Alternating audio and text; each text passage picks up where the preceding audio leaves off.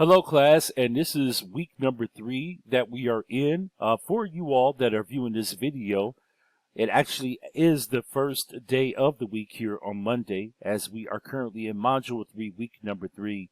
As a protocol, what's going to be recurring with this is that for the upcoming week, that module will open up. I will make that available on Thursdays. So expect Module 4, as a matter of fact, to actually open up this Thursday, where you can begin to engage and interact within the course content. My grading strategies will still remain the same.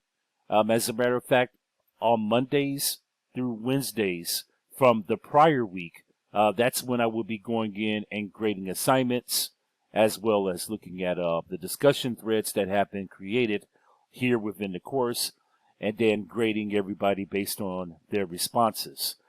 So a few things here, though, that I really want to bring to attention.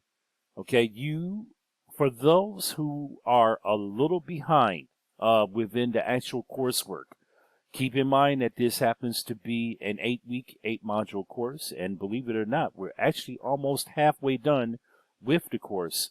If you fall behind, be vigilant, please, in terms of the due dates. So, for example, if you look at the pre-quiz here, I have this due for Friday. The learn and the watch activities is for your own benefit, definitely, that I've included this within the content. There can be used as tutorials for you to actually work through the assignments as you begin to engage in the assignments, as well as the discussion threads. So keep in mind that on Thursdays, for example, like this activity right here, where you're interacting with the market graphs and when you're looking at the demand and shift curves for supply and demand based on market equilibriums, that's going to be due on Thursday. And of course, on Friday would be your pre-quiz. That's when that will be due. Along with also as well your initial discussion thread, where you will actually reply back to another peer within your class. That's also going to be due on Friday as well. So moving along here, and I just need to look at my calendar to confirm some dates here. As always, on every Friday, and you see how this has been organized, and again, pay attention to the due dates right here in the lower left-hand corner, your post-test along with your 2 assignments. You have one written assignment, of course, as you know, that will be due out of Canvas, and then you also have an assignment that's going to be due out of Connect as well. And these are due Sunday night. All of these items right here. And that's not going to change in terms of the due dates and when assignments are due. So keep that in mind, everyone, when it comes to the actual due dates for activities and assignments. I want to address a few things as well, too, concerning any duplicates within the gradebook. Disregard if you see an assignment pop up twice. And this goes back to the beginning of the course where there were duplicates that were created. And those duplicates were based on various activities. If you happen to see something entered into the gradebook twice concerning an assignment or an activity, you are only to complete that once. I believe that for the most part, I know that all the duplicates I had deleted. And of course, I explained this to the class at the beginning of the course, why those duplicates did pop up within the learning management system. And it was due to an integration that McGraw-Hill did with their Connect, as we are also using Connect and we're pairing it with Canvas. And so when I deleted those duplicates that were referenced back to the fall semester, the gradebook itself was already initially set up. What I did not want to do is delete the entire gradebook. That means we have had to start over from scratch. So that is the reason why, of course, you may see every once in a while an activity or an assignment come up twice within the gradebook. You only have to engage in that activity and that assignment once. So one assignment submission, if you see a duplicate, and if the activity has points attached to it, you only have to engage in that activity one time. So the question is, what are we talking about this week? We're going to be talking about markets. What are markets? Okay, markets are comprised of various industries and sectors. As a matter of fact, the different industries and sectors, okay, that we happen to engage in as consumers. So that is really the foundation and definition of what markets are. Now, are there conditions set on markets? Absolutely. We do have conditions that are set on various industries and sectors. Do consumers actually have an impact within those markets? Yes, they do. They do have an impact.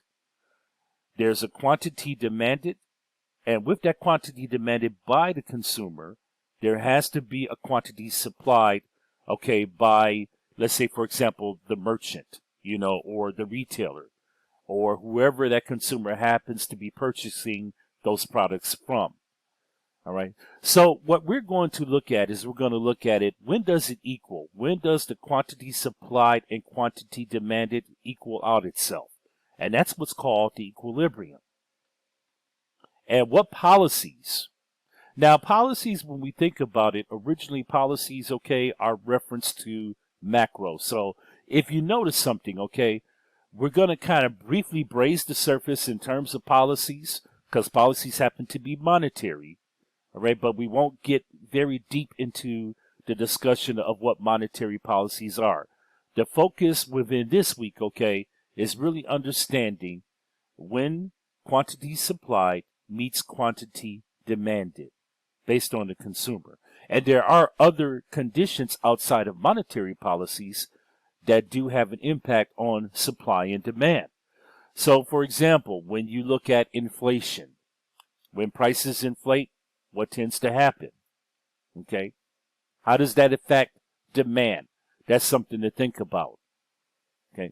The consumer is paying more based on the inflation of the price in order to acquire the products, because now you have the merchant or you have the supplier that's going to go up and increase the price. Right. But how does that affect the quantity demanded? That's the question that we have to ask ourselves. So again, going back to quantity supplied and quantity demanded, what are the various factors? What I just mentioned, inflation happens to be one of those factors. And then also scarcity of products. And I believe in the next week, in Module 4, we're going to talk about product scarcity. I have to refer back, as a matter of fact, to COVID. When we first had the outbreak of COVID-19, back about 4 years ago, and how there was a scarcity of various products.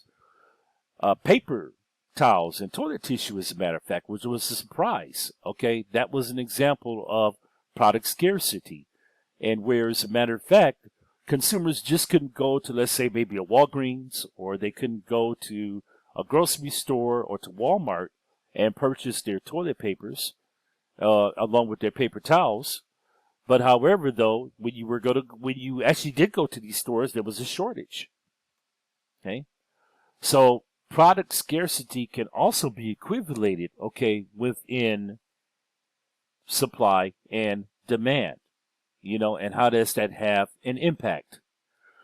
There are various examples, though, more examples in terms of different things that can impact supply and demand, and the demand that's put on, let's say, for example, by the consumer to the supplier to be able to have these products. And so your assignments are going to be centered. Again, you're going to be engaging graphs and plotting. All right. And then have some written discussions regarding supply and demand.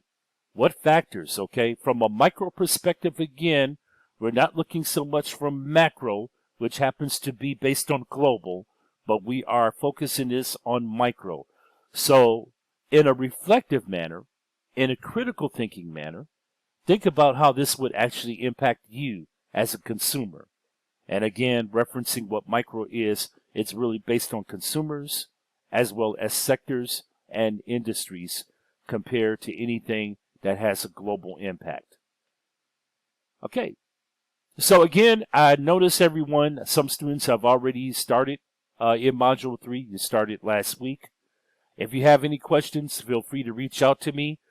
I will have a Zoom availability, as I had mentioned in prior announcements, and what I will do again is I will make the announcement a little bit later in terms of what my Zoom availability will be for students. And again, I want to reference it's not mandatory.